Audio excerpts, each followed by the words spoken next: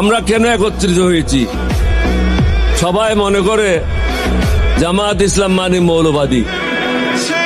একজন American ambassador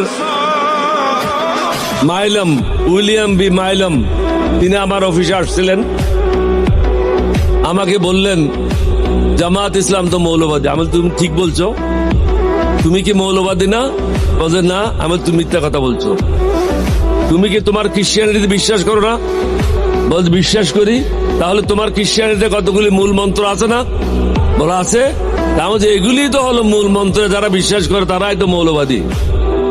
প্রত্যেকটা মানুষ মৌলবাদী।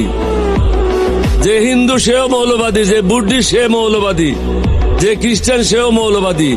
আমরা সবাই মৌলবাদী। আমি বল তুমি বলতে চাচ্ছ এক্সট্রিমিস্ট। এটা দুইটা পার্থক্য জিনিস।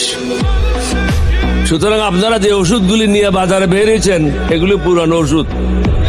এই ওষুধ আর কাজ হবে না।